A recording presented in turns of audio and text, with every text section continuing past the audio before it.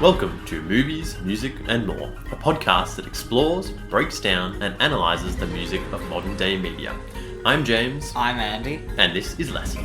Join us, your guides, as we dive into some of the greatest scores of the century and uncover the secrets and genius hidden within.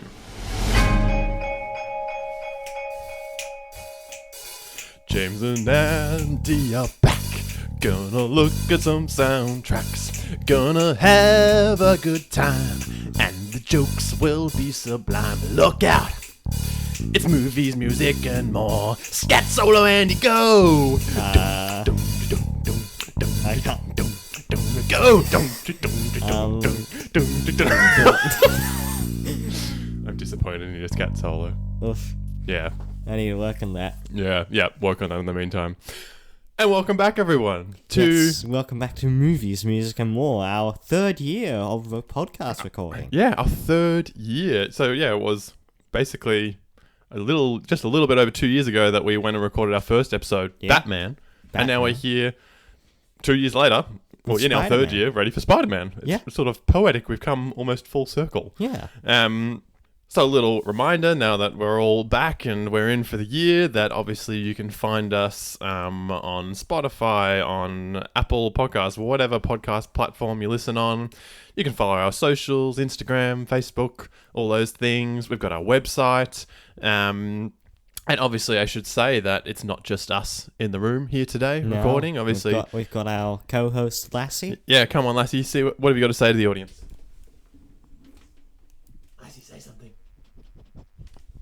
Well said. I hope you all got that message. All right. So, basically, our episode today to kick the year off is a little bit different than usual in some ways. Because speaking of that original Batman episode we did 2-ish years ago now, when we did that Batman episode, we spent a little bit of time going through the history of Batman music. Yes. Now, 2 years ago, when we first started the podcast, our episodes went for about 30 minutes. Yeah. And we got through all the music of the history of Batman, plus the music of the movie we were going to look at in about 30 minutes. Yeah. Our average episode now goes for over an hour. Yes. We've gotten very used to the sound of our own voices, apparently. Apparently, yes. Yeah. So we thought we'd do the same thing with Spider-Man, but we just can't... We wouldn't be able to fit it in if we did... Yeah.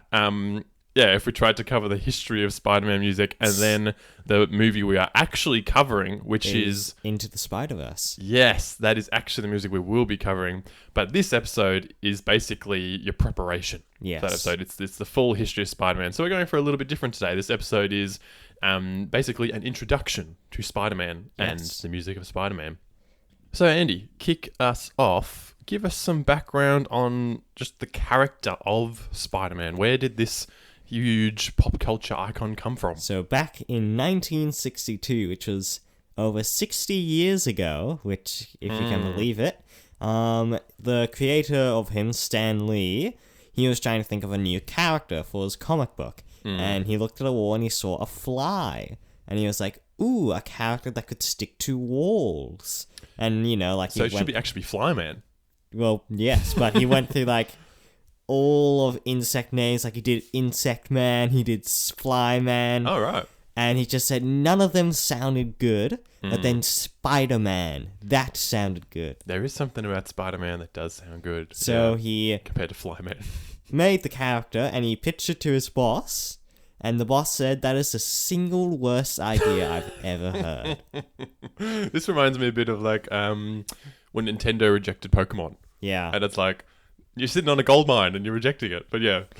And so Stan just couldn't let the character go, so he put it in the final issue of The Amazing Fantasy. And a few months later, I believe, the sales came back, and the boss ran into Stan Lee's apartment, and he said, Stan, you know the character that we both loved, Spider-Man? Yeah, maybe you should do a comic about that, and that's kind of how Spider-Man appeared. Classic. That is funny that it's possibly one of the most iconic superheroes of all time, almost didn't get started. So lucky that Stan Lee slipped it into that comic you were mentioning. Yeah. Stan Lee, by the way, like creator of how many other famous superheroes? Like, is it all the Marvel superheroes basically? I don't know much about All the of the comics. Marvel heroes except Deadpool, I think. Okay, yeah. So major superhero figure. Spider-Man is also a very important character because he was my favorite childhood superhero. Yes. I'm not. Now that I think about it, I was thinking this the other day. I'm not really sure why, because I don't think I read comics as a kid. The only thing I can think of is I was a little kid around the time that the 2002 Spider-Man movie. Sam Raimi Spider-Man movies came out, which I was too little to watch, but maybe just with the amount of merchandising and Spider-Man stuff around. Because I used to be that kid, like, I had the toys that would shoot little discs out of your wrist and stuff, and I had one that was like, it would shoot silly string out of your wrist, and it was like a real web shooter thing. Yeah, like, I loved Spider-Man as a kid. Yeah, so very close to my heart, Spider-Man. So in terms of Spider-Man and media, or sort of Spider-Man on the screen. Yes. So sorry, what year did he come out in comics? 1962. Oh, okay, so it actually didn't take long for Spider-Man to transition onto the screen. He was a very popular character straight from the beginning. There you go.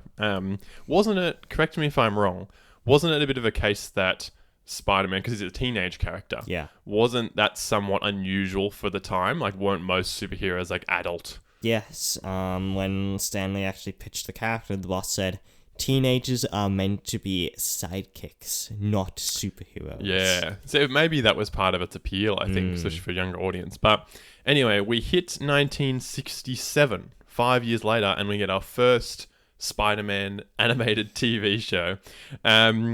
And our first music associated with Spider-Man. And honestly, some of the most iconic music associated with Spider-Man.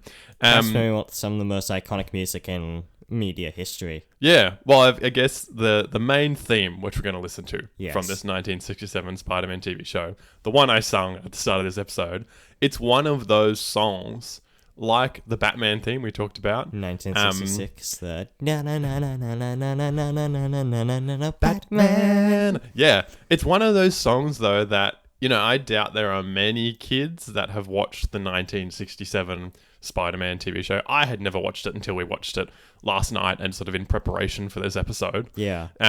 But I certainly knew the theme. Yes. It's one of those somehow just like has integrated into the pop zeitgeist, and we all know it somehow. So this TV show, Andy, this animated TV show, what background can you give us on the show before we listen to its theme? So it aired on the ABC network, and probably one of the most recognizable things from it was that it was very low budget. Yeah, which, I mean, watching it last night was...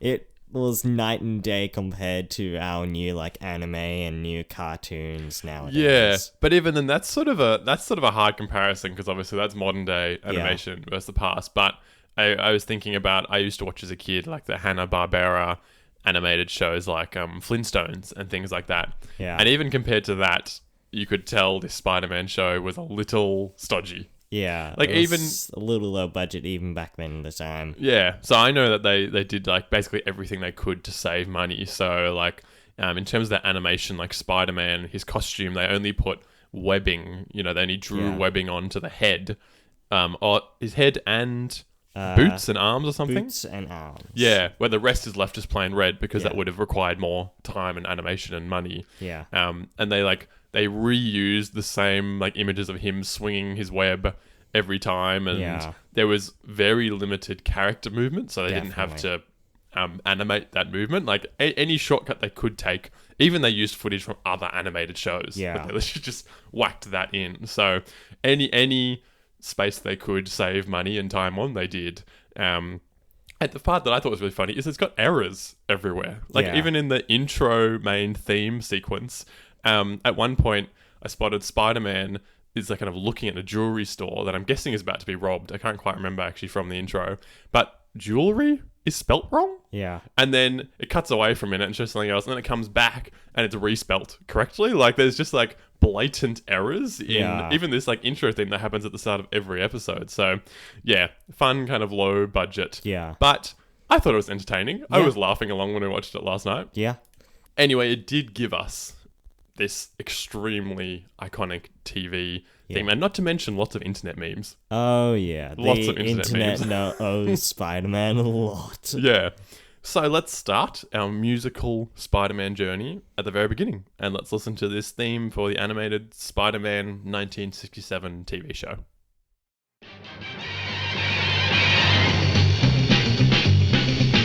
Spider-Man, Spider-Man, does whatever a spider can.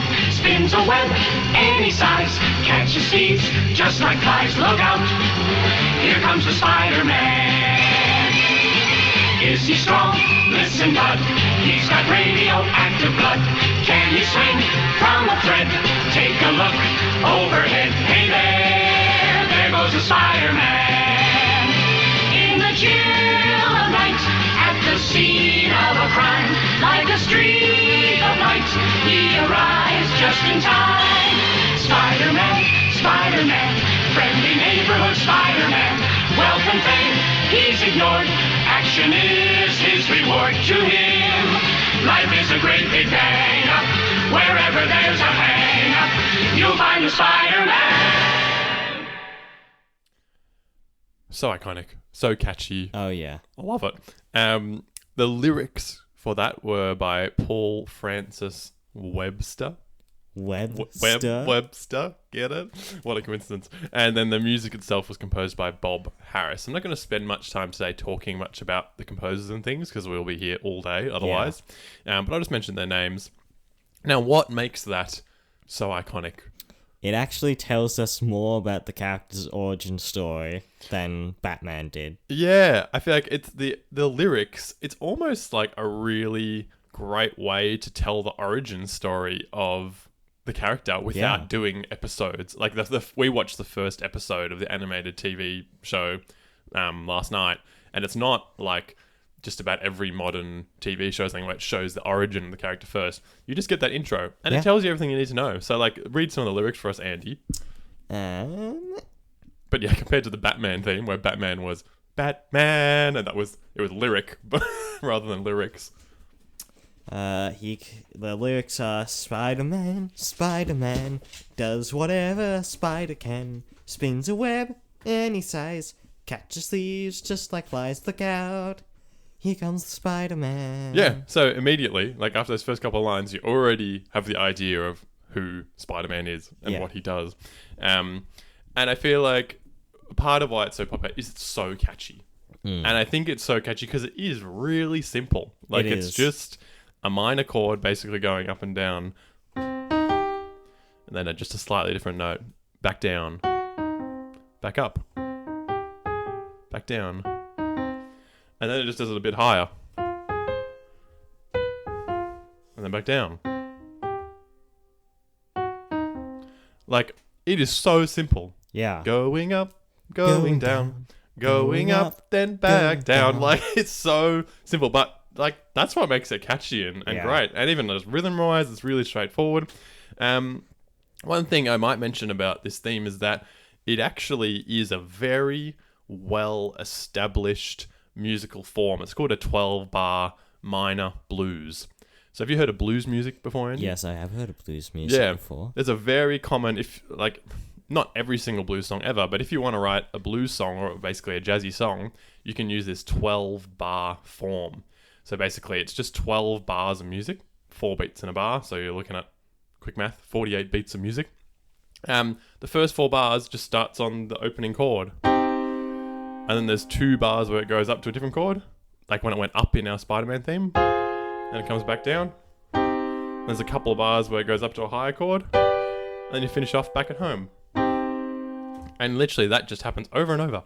Yeah. And that is so many famous songs. So, for example, even things like, if anyone knows the like classic blues track, "The Thrill Is Gone" by B.B. King, that's a great example. So a lot of these sort of older, probably the minor blues is generally kind of slow, and it really is that kind of classic blues where you're sort of wallowing and sort of expressing expressing that sort of emotion. So here's basically the music from "The Thrill Is Gone," and have a listen. Because it's a 12-bar minor blues, just like Spider-Man, we can just put the Spider-Man melody over the top of it.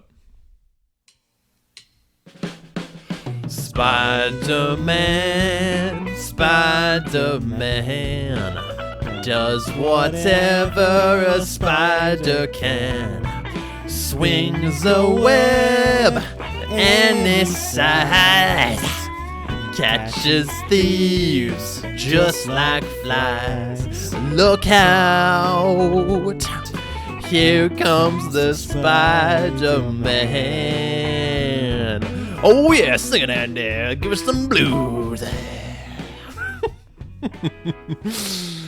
But yeah, you can. That was a 12-bar minor blues. Obviously, much slower and a bit different to the Spider-Man theme, but we could sing the melody and it fits just fine over it because it's the exact same chord. It's a very common harmonic structure and form for lots of songs this age. And there's also a major 12-bar major blues, which is probably more common. So famous songs like Hound Dog by Elvis Presley. It's basically the same, but the chords are in a major key. And obviously, being a blues, we're in a jazz style, and we're in the 60s. Yeah. It's sort of towards the end of the jazz era, but basically all the composers, especially in TV, are experts in this sort of music, so they're writing in this sort of style. And there's so many TV scores in the 60s that have this sort of jazzy sound to it, especially these sort of not so serious crime fighting shows like the Batman animated TV show, or like this one, or I'm thinking of like the Pink Panther by Henry Mancini. Another jazzy sort of show. Mission Impossible by Lalo Schifrin.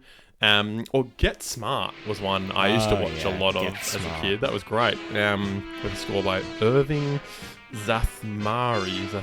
I'm so sorry, Irving, that I butchered your last name.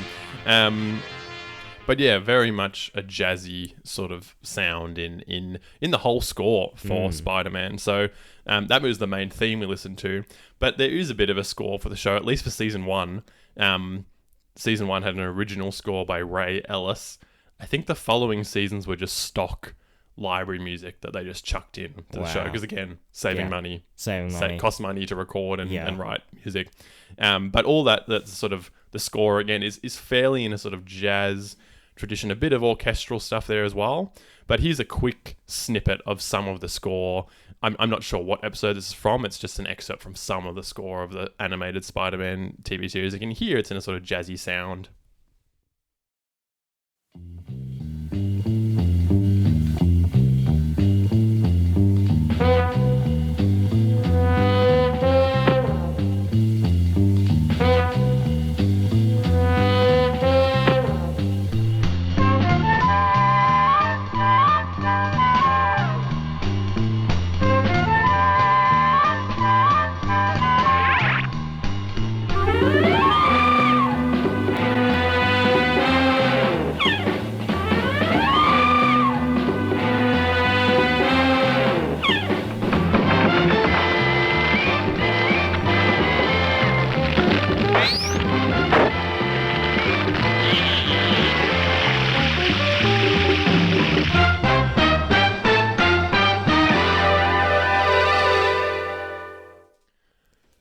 Just jazz. Just jazz. Yeah, we've got a nice walking bass, dung, ding, dung, dung, ding, dung, as well as our swing hi-hat, ging, ging, ging. And then there is a bit of mix of there's some orchestral instruments in there. There's some like high woodwind, some French horn, but yeah, it's very much in this 60s jazzy TV score style, which I really like. And I feel like even just the you can hear, because it's the 60s, the recordings are these old analog recordings that have that, basically lower quality sound to them. But it kind of puts you into that era. I quite like that in some ways.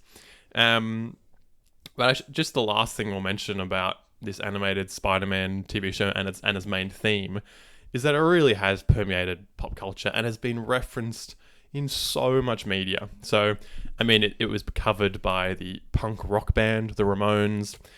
In the future Spider-Man films, it's mentioned a lot. So, like in the first 2 Sam Raimi films, there's like 2 buskers singing it at different times, and then there's a marching band that plays it in the 3rd one. In the Amazing Spider-Man 2, it's his ringtone.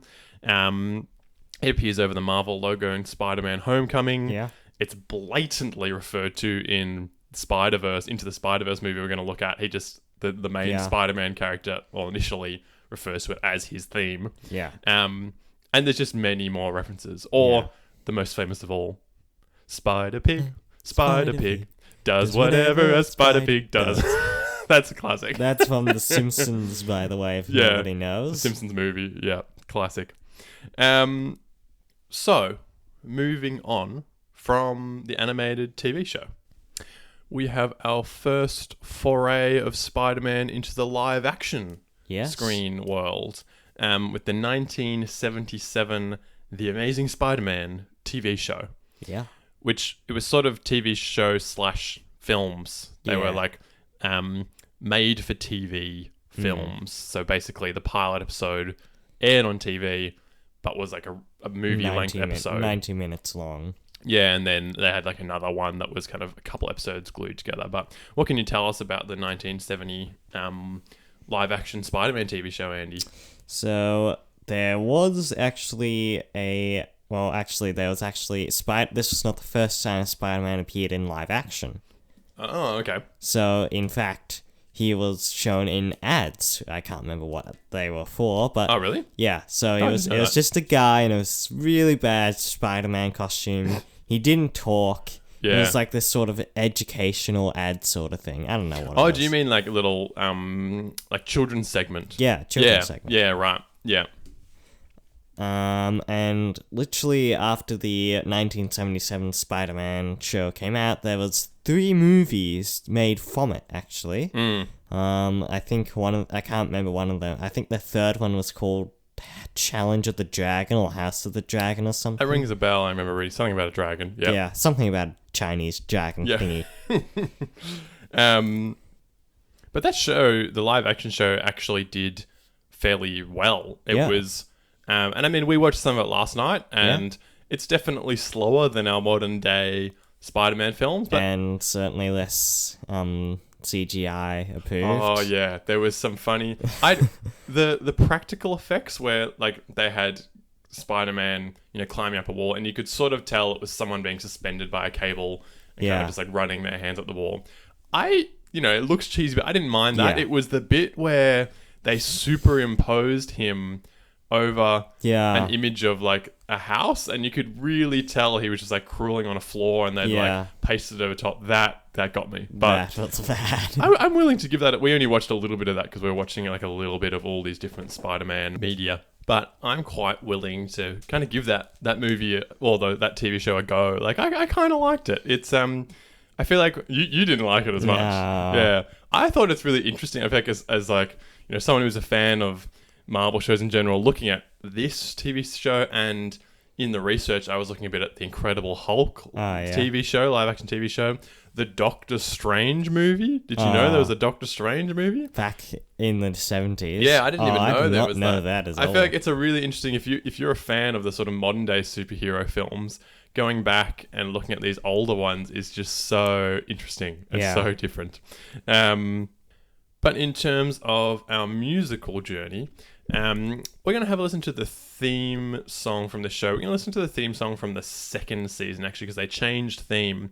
I picked the second season just because it actually really demonstrates, as we're going through these different media, you can hear the evolution of music in general, like pop music. Have a listen to this theme, and instantly you can hear that we've moved on from jazz into our next genre. So here we go. This is the theme music from the second season of the show by Dana Kaproff.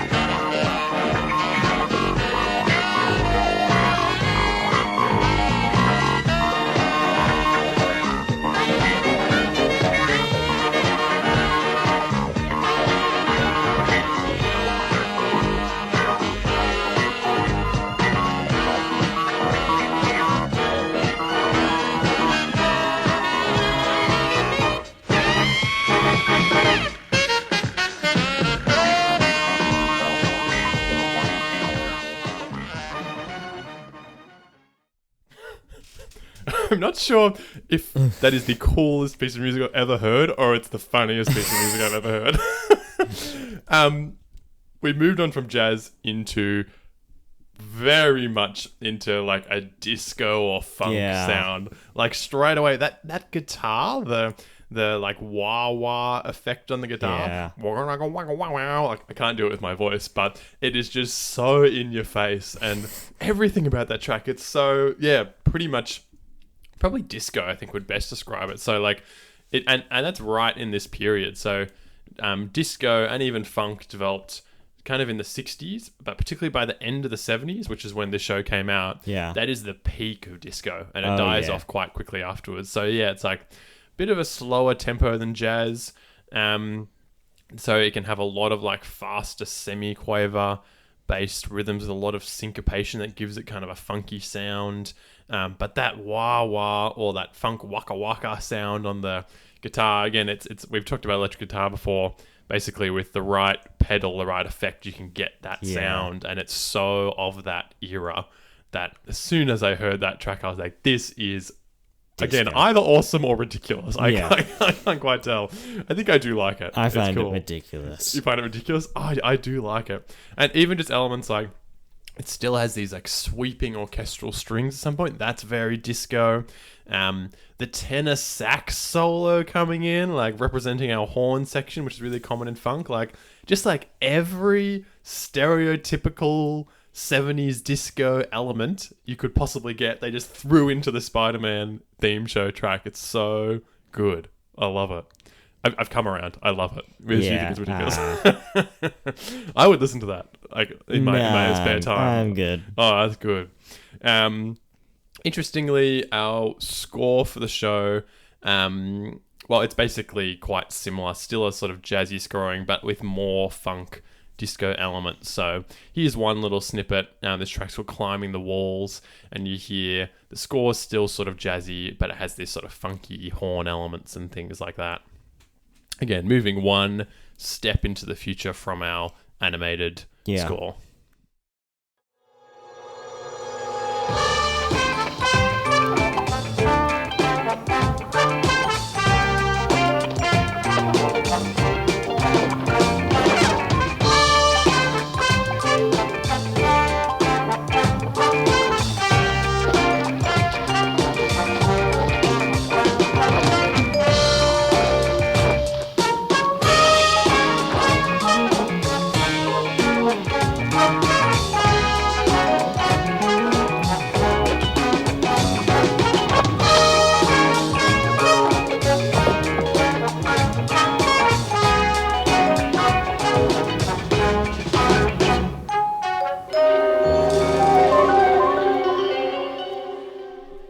Oh, yeah. That music kind of reminded me of, in Spider-Man 3 when, like, Peter's just getting taken over by the symbiote and he's doing that and he's dancing down the street. Dance. Yeah. It's got, what's the word?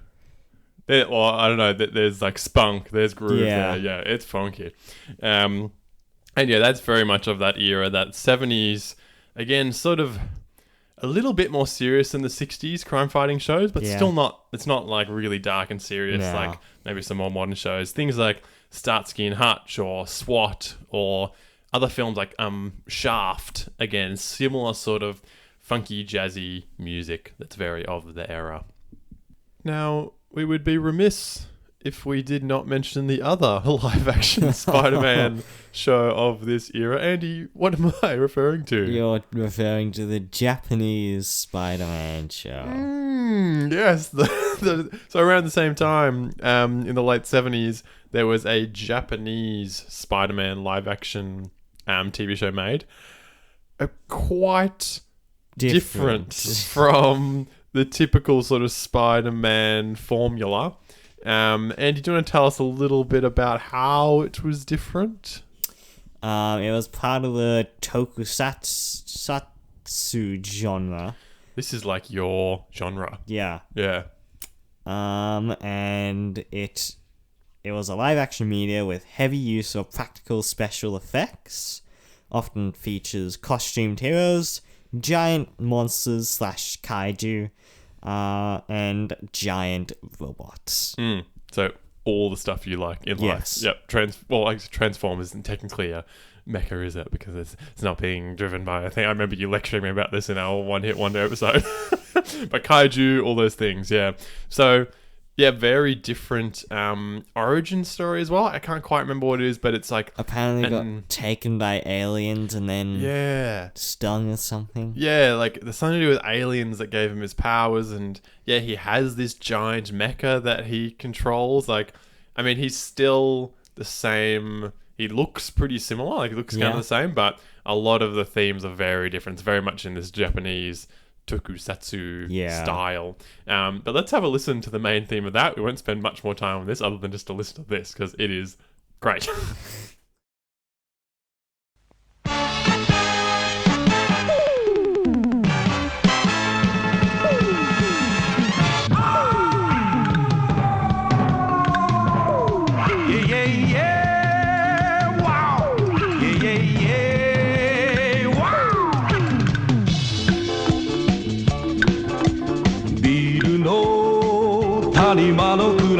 Spiderman キラリと光る光の目 Spiderman 安らぎ捨ててすべてを捨てて悪を追って空かける Change the apart 君はなぜ Yeah, we don't talk about this. I think you meant to say, wow. That's how I want you to respond to every fact that I give on the show now. So, for example, if I was talking about this theme, I might say it's still kind of in that funky Western 70s sound. It's got a lot of those fast disco semi-quaver hi-hats. And yeah, a lot of that similar sound, but it's got this crooner over the top.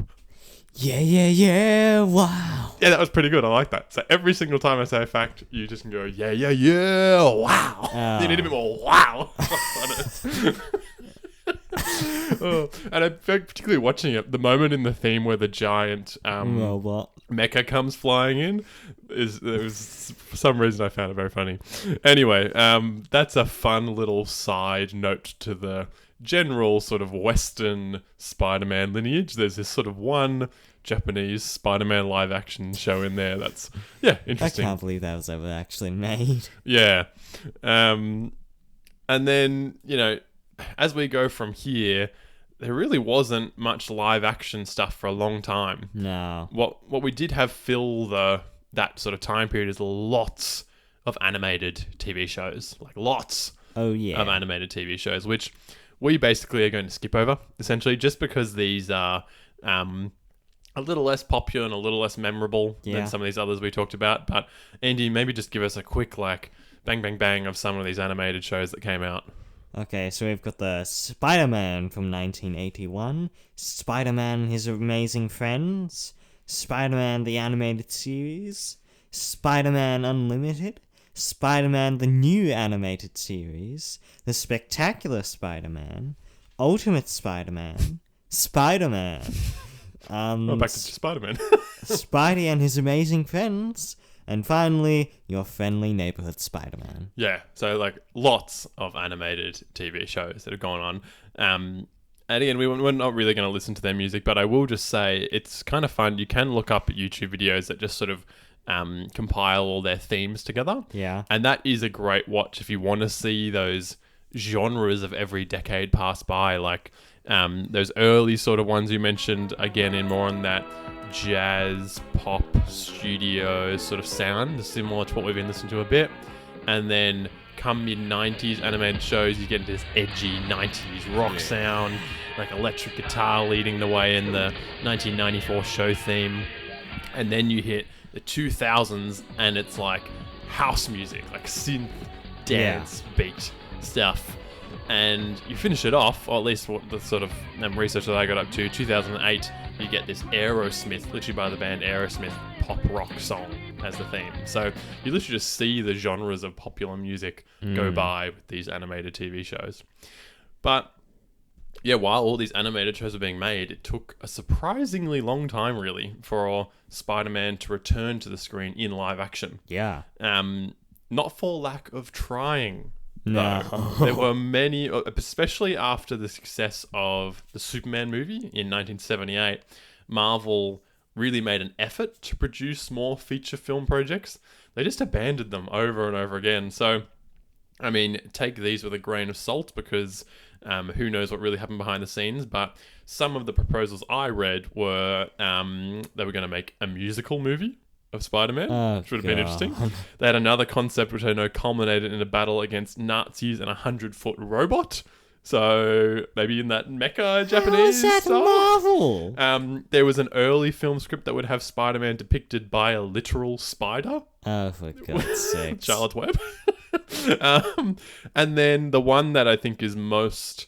I mean, we are getting into this point more into the time where the internet and lots of pop media and things was around. But this one sounds like it was basically going to happen, just didn't quite make it, a James Cameron Spider-Man film featuring Leonardo DiCaprio as Spider-Man and Arnold Schwarzenegger as Doc Ock.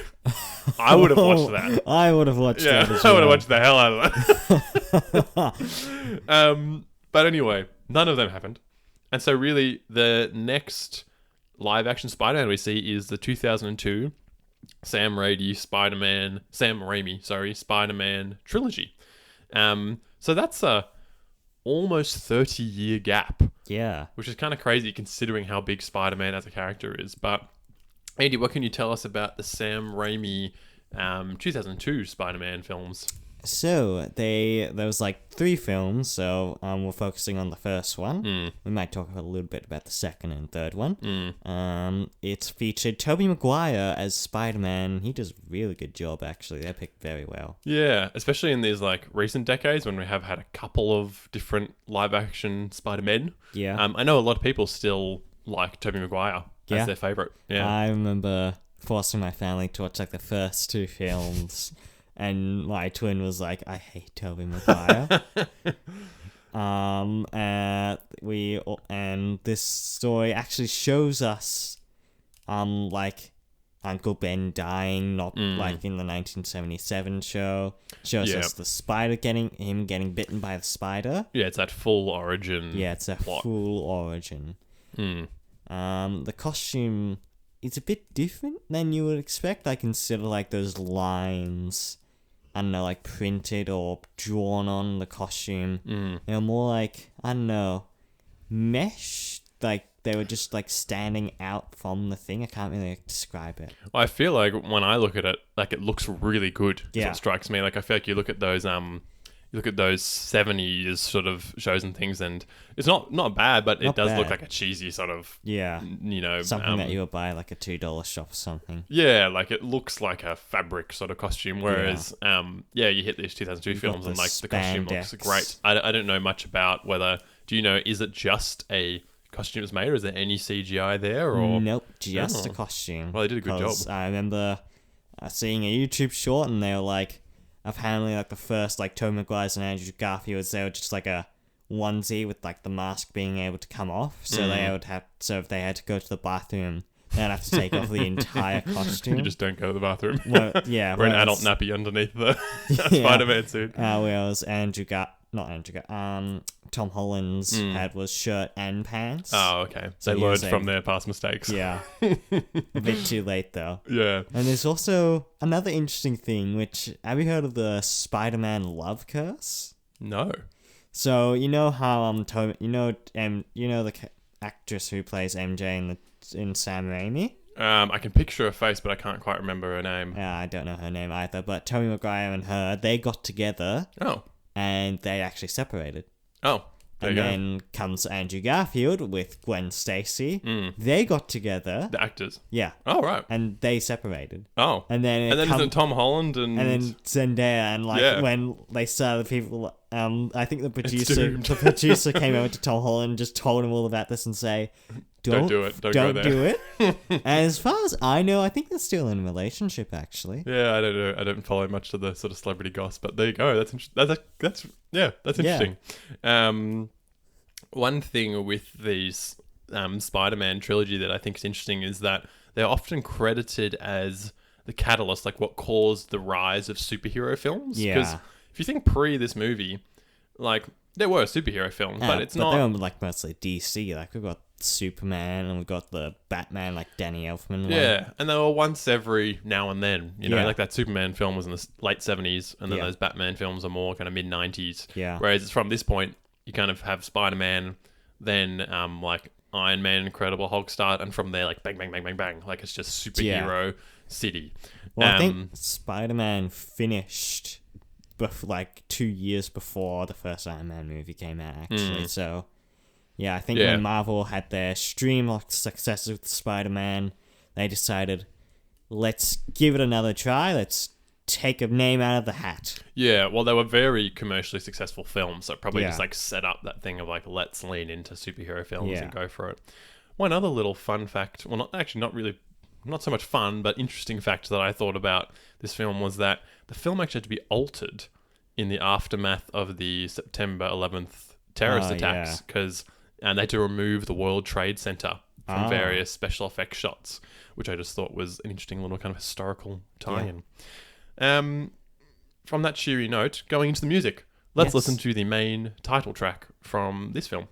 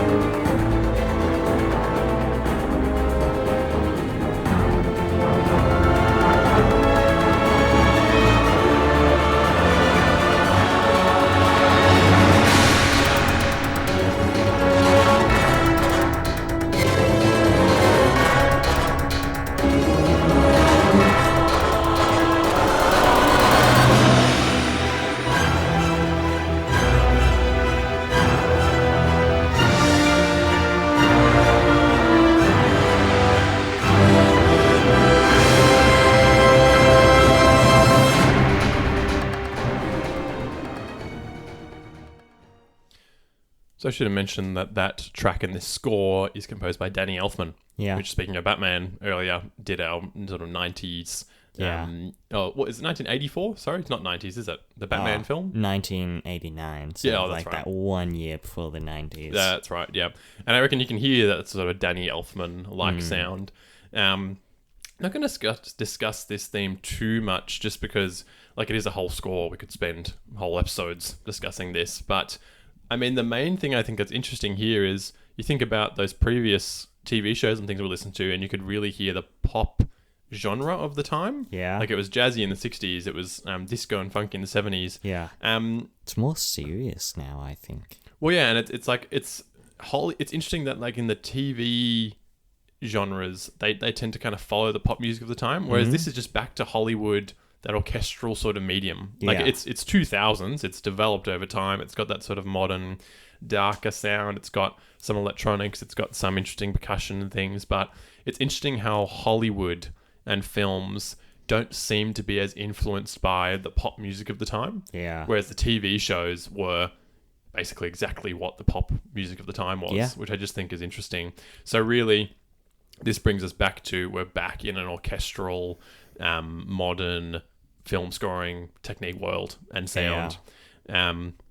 I personally don't find the music from these films super memorable. No. And I'm scared of saying that because I know there's some people that really like this score. And I think it does a fantastic job. I feel like it just does more sort of mood setting and scoring the drama rather than particularly having like really memorable themes or things. It does have some themes, but it's got that sort of trademark Danny Elfman dark seriousness, a little bit of gothicness even, as well as some of the scores got sort of interesting, almost funky elements. But yeah, that's kind of, we're back at this point and really onwards from here, we're back into an orchestral Hollywood scoring medium. And that's kind of the same with the Andrew Garfield Amazing Spider-Man movies that followed in the 2010s. I can't quite remember the date of them. I think 2017 was the first one. Yeah, so we're going to basically skip over them because they're in a similar sort of orchestral style, and we're also skipping over them because we might actually return to one of them at some point. All right, moving on. So if we skip over that, we're getting pretty close to modern day. We are hitting the Tom Holland Spider-Man trilogy, the 2017... Well, Spider-Man Homecoming came out in 2017. Who is your favourite Spider-Man at this point? We've covered all the real Spider-Man. Oh, no. If I had to pick one, probably Andrew Garfield, actually. I like him. Oh, okay. Yeah, fair. I think he does a good job of playing the character. Yeah, I think they're actually all good. I was about to say, I actually do think my favourite is Tom Holland, but that's more because of the approach they took with Spider-Man. I like that in the other ones with Tobey Maguire and Andrew Garfield, it's that classic early 2000s thing of he's meant to be a teenager, but he clearly looks like he's in his mid-20s. Yeah. Whereas I like that Tom Holland is meant to be a teenager and he actually looks like a teenager. And I think he actually was in his teens still. Apparently, during the making of Homecoming, Tom joked that, Pastor Mary sent me to an American school so I can learn it. And the producer was like, that's a really good idea. So he actually sent him to an American school under a false name. There you go. That's kind of cool. I sort of like in these films that you can tell he's young. Yeah. And again, that was a very early 2000s thing that any high school show, it was full of mid-20, even 30-year-olds playing teens. Yeah. And that's probably just why Tom Holland is my favorite, because I just like seeing this, Spider-Man was always meant to be in my mind a teenager, developing powers, and you can actually see that in these Tom Holland films. So, we're into our next phase of music. Let's look at the main theme of this score, and I actually quite like this score, so we might have a little bit more of a listen to it. It has one really clear main Spider-Man theme for the whole trilogy. Of films with Tom Holland, and I think there's about to be a new one with Tom Holland. Yeah, there's Spider-Man: A Brand New Day. Which they have started recording. They've started producing it, and there's little teaser trailers of it. Oh, I haven't seen any of that yet. Anyway, let's listen to. This is actually a suite of music. A suite being they've compiled all the kind of important bits from the score together, and you can hear the main theme instantly in a few different presentations.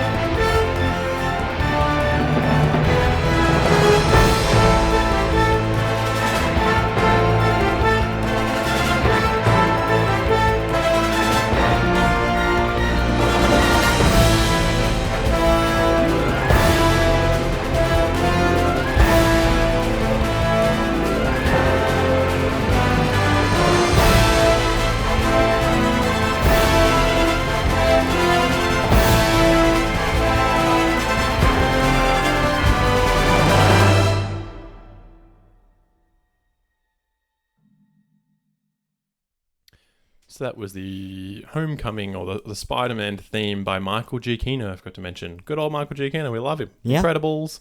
What else have we covered by him? We've covered the Batman. Yeah, Batman. Batman. The first episode we did 2 years ago, which we raved about. Poetic almost. Yes, very poetic. And I really quite like that film. That film, I like the film, but I like that theme. Yeah. I think it's interesting. It's a little less heroic than Yeah. some of our other superhero themes, and I particularly like when it's played in that really light, plucked pizzicato string way. It almost sounds insect-like. So again, the theme is.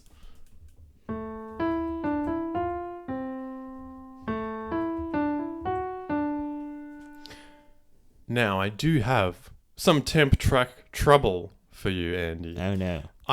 When I was listening to this, I kept singing it as in my head, dum dum dum dum dum dum dum dum. And I was like, why do I keep singing it like that? Because it's not like that in the score.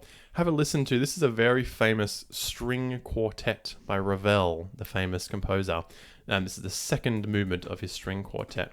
See if you notice any similarity.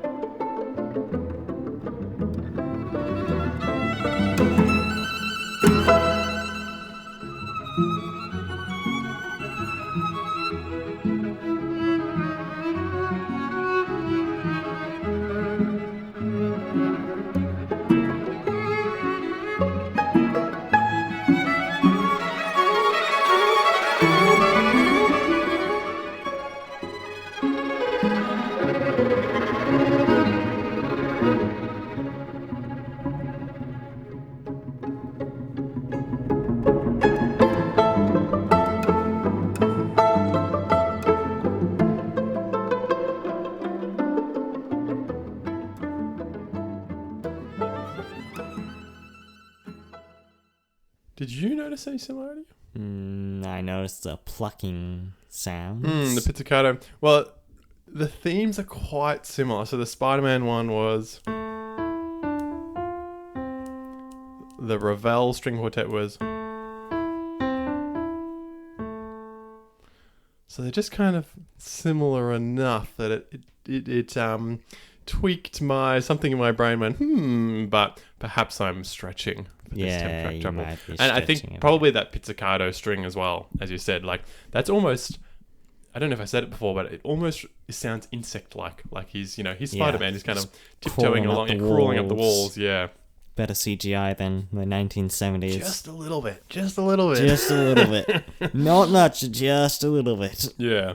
And I like in classic Michael G. Keano style, he uses this theme and varies it endlessly in the score. And there's some really fun ways that he does that. Like there's one track called Webbed Surveillance where he takes the rhythm, dum, dum, dum, dum, dum, dum, and turns that into these really intense brass stabs for like an evil sort of sound.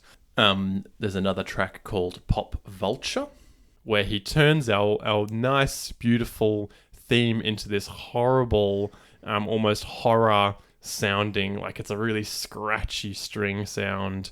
He varies it in many different ways, and I personally really like that in a score when you hear that theme kind of unifying the whole score. And speaking of sort of poetic coming full circle, like we were before with the fact that Michael G. Keano did Batman, to finish off our discussion of all the Spider-Man music up until Into the Spider-Verse, in this film, in Homecoming, Michael Giacchino pays homage to the original animated Spider-Man TV show. Yes. This is the music that plays over the Marvel logo at the beginning of the film.